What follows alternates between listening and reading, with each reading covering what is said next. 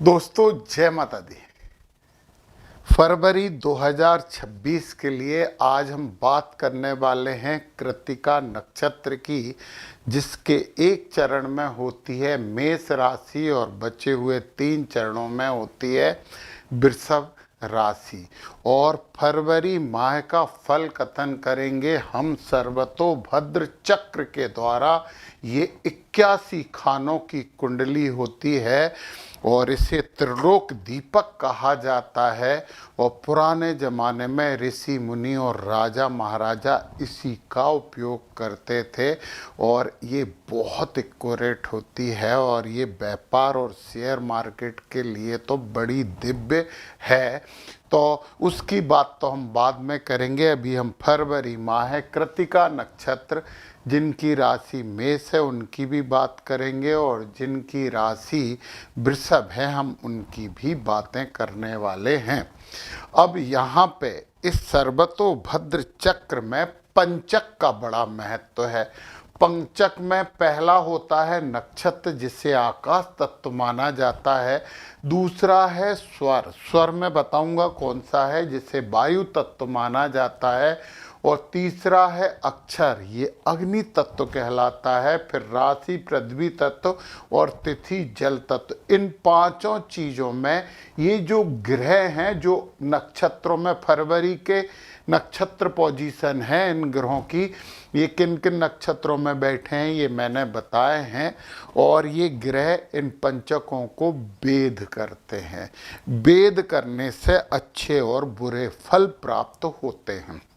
इसमें सर्वतोभद्र चक्र में दिशाएं भी आपने देखी, ईस्ट वेस्ट नॉर्थ और साउथ होती है। पूरे यहाँ पे 28 नक्षत्र होते हैं, अभिजीत भी रहता है इसमें।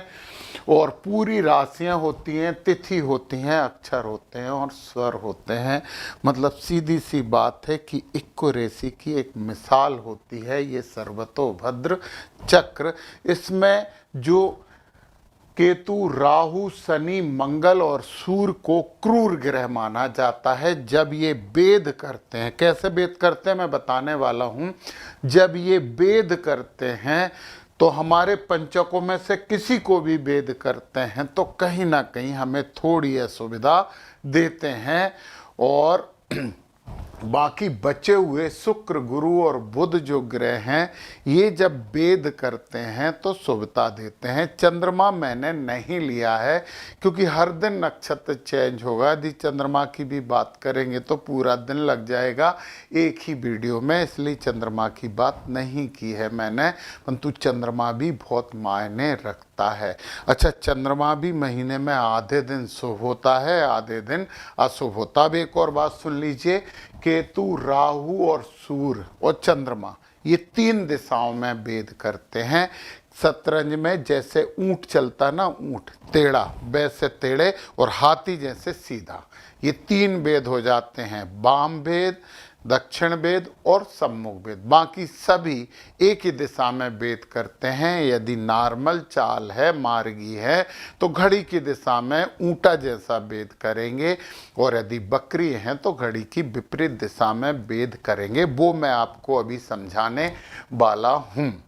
तो फिर एक और बात इससे पहले बता दूं, कृष्ण मूर्ति पद्धति की मेरी क्लास 17 तारीख को प्रारंभ हो रही है, जिसमें नक्षत्र ग्रह मतलब वैदिक पद्धति से भी उसे मैं जोड़ने वाला हूं, अष्टक वर्ग से जोड़ने वाला हूं और यहाँ पे त्रिकोणों से भी जोड़ने वाला हूं। आप ज्वाइन कर सकते हैं, नीचे डिस्क्रिप्शन में लिंक है, और आप फीस इंस्टॉलमेंट भी दे सकते हैं। चलिए, अब हम सबसे पहले बात करेंगे वो 3 दिशाओं में भेद करने वाले ग्रहों से बात करेंगे। तो सबसे पहले हम बात शुरू करते हैं राहु महाराज से। अब आप देखिए जरा, राहु शतभिषा नक्षत्र में बैठे हैं। शतभिषा नक्षत्र में राहु को बिठा दो। यहाँ पे हमने राहु को बिठा दिया, ये राहु बैठे। अब ऊंट कैसे चलता है, एक ये ऐसे चलता है, एक ये ऐसे चलता है, और हाथी कैसे चलता है, सामने। एक बात, सम्मुख भेद में ये बीच की कोई भी चीजें भेदित नहीं मानी जाती हैं। केवल स्वाति नक्षत्र को वेद रहा है, ये मानेंगे। परंतु ये दोनों टेढ़े वेद हैं, इनमें बीच की पूरी चीजें वेदित मानी जाएंगी। एक इम्पॉर्टेंट बात यह है, आपके लिए खुशखबरी है कृतिका नक्षत्र, मेष और वृषभ राशि दोनों राशि वालों की, राहु आपके किसी भी पंचक को वेद नहीं कर रहे हैं। ये वेदित नहीं माना जाता सम्मुख वेद में, केवल स्वाति वेद माना जाता। मतलब राहु आपके लिए फरवरी माह में पूर्ण रूप से शुभ रहने वाले हैं, तो ये तो अच्छी बात है। तो राहु जब क्रूर ग्रह बुरा नहीं कर रहे तो फिर तो अच्छा है। अब राहु के बाद हम दूसरा यहाँ पे लेते हैं और वो बात करते हैं हम केतु की। केतु है पूर्वा फाल्गुनी में, पूर्वा फाल्गुनी में हमने रख दिया केतु। अब देखिए जरा इन केतु का वेद देखिए, एक वेद ये हो गया, बिल्कुल यहाँ से सीधे वेद करिए, एक वेद इधर से ये हो गया और एक वेद इधर से ये हो गया। हमने बोला था सम्मुख वेद में वृषभ को वेदित नहीं मानेंगे, मतलब केतु भी आपको वेदित नहीं कर रहे हैं। कृतिका नक्षत्र वालों, राहु केतु आपके लिए शुभ है फरवरी माह में, और बहुत समय तक शुभ है, क्योंकि ये बहुत दिन में नक्षत्र परिवर्तित करते हैं। तो ये तो आपके लिए खुशखबरी वाली बात है कि राहु केतु आपके लिए कोई समस्या उत्पन्न नहीं कर रहे हैं। अब अपन शनि महाराज की बात कर लेते हैं।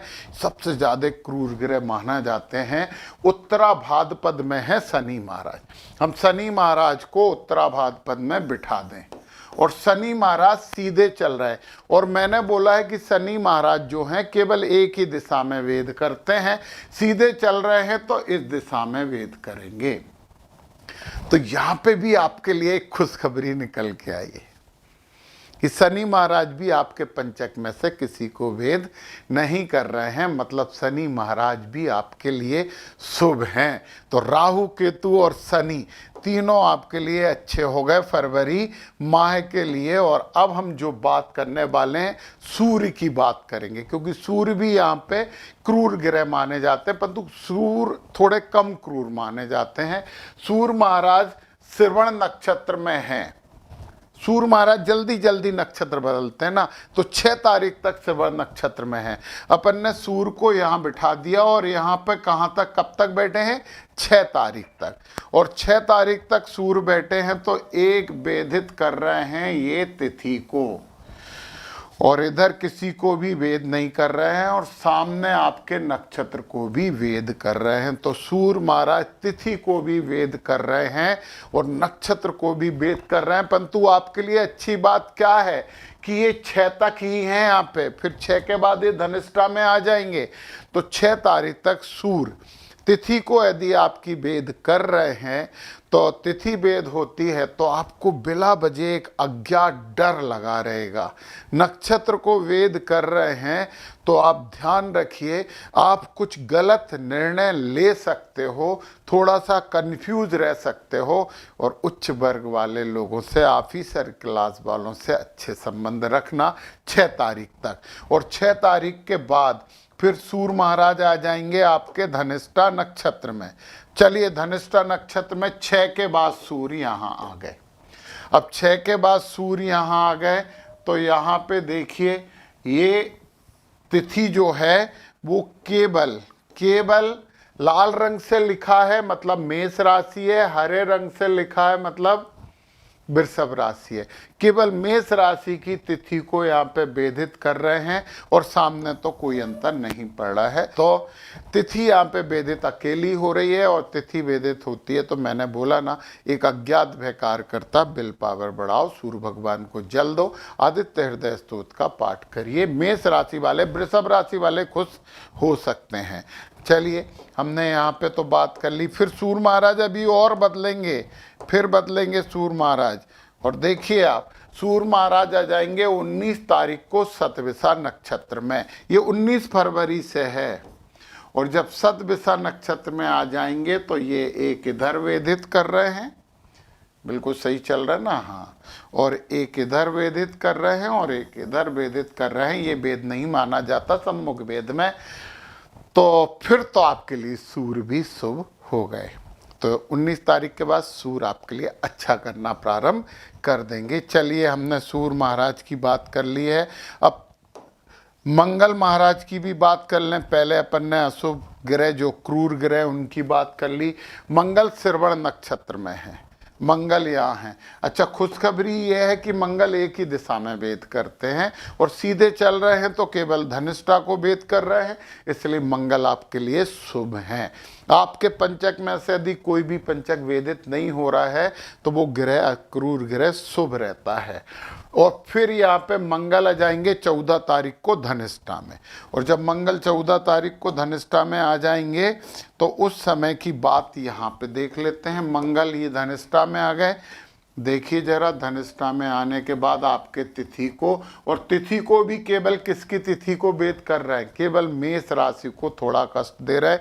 वृषभ राशि वाले तो खुशियां मना सकते हैं। तो मंगल को ठीक करने के लिए हनुमान जी की आराधना करिए, हनुमान चालीसा का पाठ करिए। परंतु कितनी तारीख के बाद आ रहे हैं ये मंगल?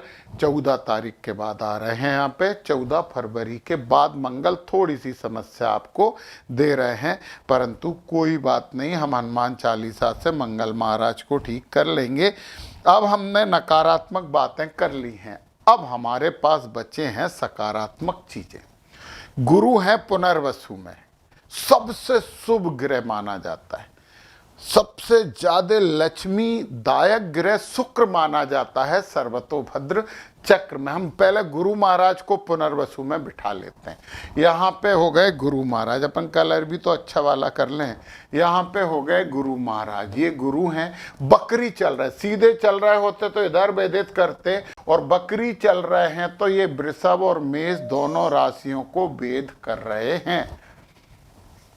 खुशियां मनाई जा सकती हैं क्योंकि गुरु दोनों राशियों पर अपना आशीर्वाद बरसा रहे हैं। तो सुख देने वाले हैं, समृद्धि देने वाले हैं, और गुरु पूरे समय, पूरे फरवरी में पुनर्वसु नक्षत्र में ही रहने वाले हैं। तो आपके लिए तो खुशियों की सौगात लेकर आए हैं, तो खुश हुआ जा सकता है। गुरु के बाद अब हम दूसरे की बात कर लें। गुरु की तो हो ही गई, गुरु के बाद अपन बात कर लेते हैं शुक्र की। शुक्र महाराज हैं धनिष्ठा नक्षत्र में, यहाँ पे हैं शुक्र, और एक ही दिशा में वेदित करेंगे ये, बस और कहीं भेद नहीं करेंगे। तो मेष राशि वाले को बड़ा अच्छा फल दे रहे हैं। शुक्र महाराज मेष राशि को लक्ष्मी दे रहे हैं, धन दे रहे हैं। फिर शुक्र क्या होगा? शुक्र ये यहाँ पे 11 तारीख को सददिशा में आ जाएंगे। यहाँ से हटाओ, यहाँ से हटा के अपन 11 तारीख को भेज दिया सददिशा में शुक्र महाराज। 11 फरवरी को जब शुक्र यहाँ आएंगे तो फिर इनका आशीर्वाद दोनों राशि वाले को नहीं मिल रहा है, परंतु कोई बात नहीं। फिर इसके बाद शुक्र महाराज जो हैं फिर आपके 22 तारीख को पूर्वा भाद्रपद में आ जाएंगे। अब अपन 22 तारीख के बाद की बात कर लें। पूर्वा भाद्रपद में शुक्र यहाँ आ गए 22 फरवरी के बाद।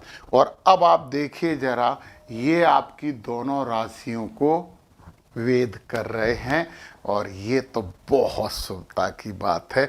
गुरु भी वेद कर रहे थे, शुक्र भी वेद कर रहे थे, तो मिठाई तो बनती है। कृतिका नक्षत्र वालों, तो शुक्र महाराज आपके लिए अच्छे हो गए, परंतु शुक्र महाराज ज़्यादा फायदा कब दे रहे हैं?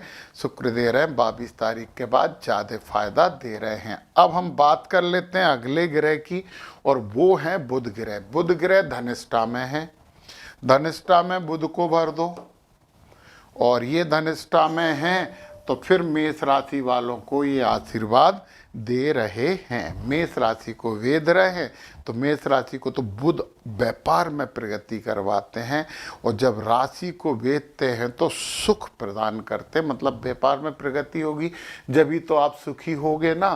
तो ये फिर बुध क्या होगा? 7 तारीख को सददिशा में जाएंगे। 7 फरवरी से बुध यहाँ आ जाएंगे। जब यहाँ आ जाएंगे बुध, तो फिर ये यहाँ पे आपको वेदित नहीं कर रहे हैं। तो 7 फरवरी के बाद बुध का आशीर्वाद कब मिलेगा? तो नुकसान भी नहीं है, लाभ नहीं है। तो फिर इसके बाद पूर्वा भाद्रपद में 15 तारीख को आ जाएंगे, 15 फरवरी को यहाँ आ जाएंगे और फिर आप को दोनों राशियों को आनंद देना प्रारंभ कर देंगे। और फिर एक बात यह है कि 26 तारीख को जैसे ही बकरी होंगे, 26 तारीख ध्यान से देखें, 26 फरवरी को जैसे ही बकरी होंगे, अब ये वेद इस तरफ करने लगेंगे, फिर आपको ये वेदित नहीं कर रहे हैं। तो 26 फरवरी के बाद इनका आशीर्वाद थोड़ा आपके लिए कम हो जाएगा, परंतु फिर भी कुल मिला के जो central tendency of February month है ना, वो बहुत शुभ रहने वाली है, अच्छी रहने वाली है। वैसे भी ग्रह उदित हो रहे हैं फरवरी में, तो आपके लिए बहुत शुभ सूचनाएं हैं। और इस पूरे 2026 का राशिफल चाहिए तो नीचे डिस्क्रिप्शन में क्लिक करके आप वो भी प्राप्त कर सकते हो। अच्छा करिए। जय माता दी।